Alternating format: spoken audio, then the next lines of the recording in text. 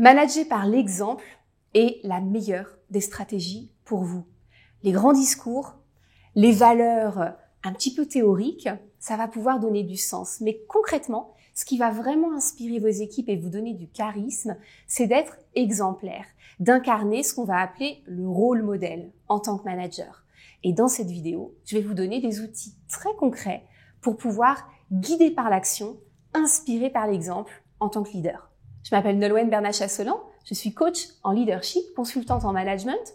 J'accompagne des dirigeants, des managers, des comités de direction dans le déploiement d'une pratique managériale efficace. Regardez ma masterclass gratuite de manière à découvrir les voies naturelles du leadership et pratiquer un management serein et efficace.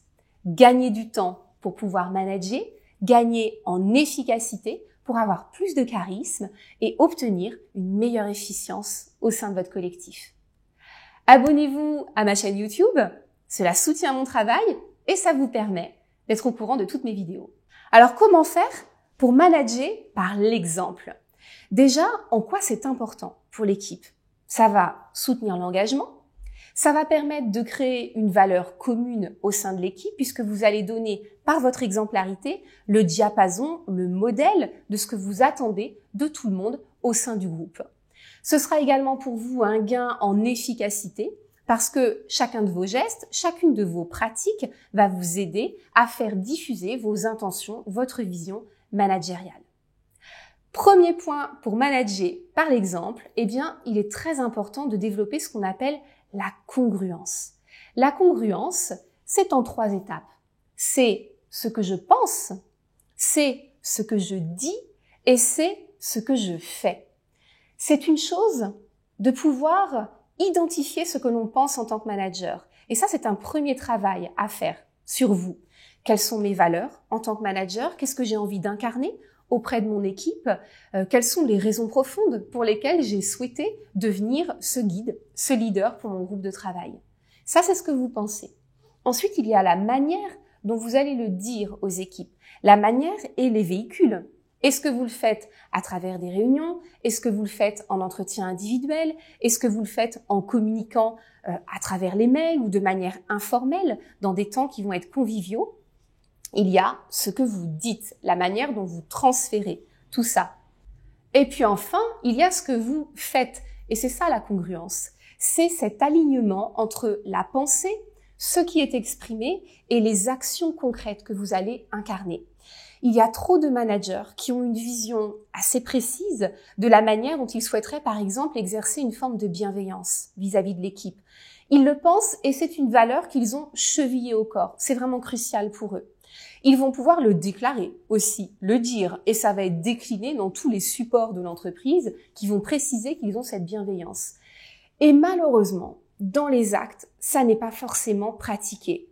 Par exemple, parce qu'il y a beaucoup de stress, il y a de la tension. Vous avez des échéances, les fameuses deadlines, qui sont là pour mettre beaucoup de pression sur la réalisation concrète. Et du coup, la parole va être abrupte. Vous allez arriver et dire les choses de manière extrêmement directe sans y mettre les formes. Vous allez manifester une forme de pression qui est l'expression de votre propre stress. Et ça va casser la congruence. Vous aurez beau déclarer la bienveillance, si dans les actes, vous ne la pratiquez pas, vous cassez cet alignement et vous perdez automatiquement en charisme auprès de vos équipes. Et ça, bien entendu, ça n'est pas exemplaire. Encore plus important que ce que vous pensez, c'est ce que vous faites qui va compter. Parce que c'est là-dessus que votre équipe va se baser, va juger votre pratique et va se modéliser. Le rôle modèle, c'est la manière dont vous avez envie d'incarner les valeurs de l'entreprise. Et c'est vraiment essentiel pour un leader de visualiser ce rôle modèle et de s'efforcer de l'avoir tout au long de sa journée de travail, tout au long de la semaine, tout au long de l'année. En pratique, ce qui compte vraiment pour vous, c'est d'être intègre. L'intégrité, c'est cet alignement qui va le prouver. La deuxième étape importante, ça va être votre engagement. Très souvent, les leaders, les managers sont fortement engagés sur le résultat de l'entreprise. C'est tout à leur honneur et si c'est le cas pour vous, évidemment, c'est très bien comme ça. Atteindre les objectifs, permettre d'avoir de la croissance, c'est essentiel. Cet engagement, il est là. Mais vous devez aussi vous engager pour le collectif de travail parce que c'est ça qui va pérenniser l'efficience de l'entreprise.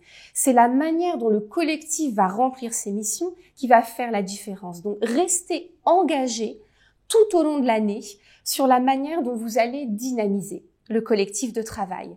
Enfin, le troisième point, ça va être la communication. Vous devez être extrêmement attentif à la manière dont vous maîtrisez votre communication. Et pour ça, je voudrais vous rappeler la loi de Mehrabian. La loi de Mehrabian, c'est le graphique qui va s'afficher. Eh bien, on considère que lorsque vous communiquez, ce que les gens vont percevoir de vous, c'est 50% de la posture, c'est-à-dire la gestuelle. La manière dont vous allez vous positionner face à eux. La manière dont physiquement vous allez arriver auprès d'eux. Est-ce que votre visage est ouvert? Est-ce qu'il est souriant? Est-ce que vos gestes sont posés? Est-ce que vous incarnez cette sérénité que vous avez envie de proposer au collectif de travail? Ensuite, il y a 30% de vocal. Le vocal, c'est pas ce que vous dites, c'est la manière verbale de le dire. Est-ce que votre ton est posé? Est-ce qu'il est fébrile? Est-ce que votre voix est agressive? Est-ce que tout dans votre attitude renvoie bien l'image managériale, le rôle modèle que vous souhaitez proposer? Et puis, il reste 20% pour le contenu. Alors, il ne s'agit pas de dire qu'il est accessoire. Bien au contraire, il s'agit de ne pas perturber par une gestuelle et un vocal qui seraient inadaptés.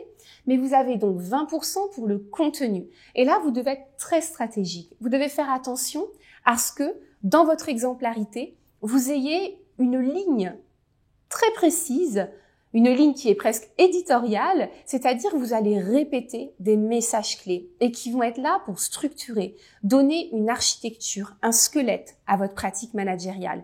N'ayez jamais peur, en tant que manager, d'être répétitif. Vous seriez étonné de percevoir à quel point les gens autour de vous ne vont attraper qu'une toute petite partie de ce que vous dites. Et la partie qui généralement les intéresse eux. Et ça va très rapidement se déformer.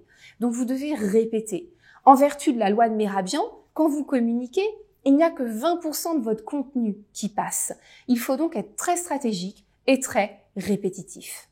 Un dernier point que je voudrais aborder avec vous dans cette vidéo, qui est une question que me posent souvent les leaders et les managers avec qui je travaille.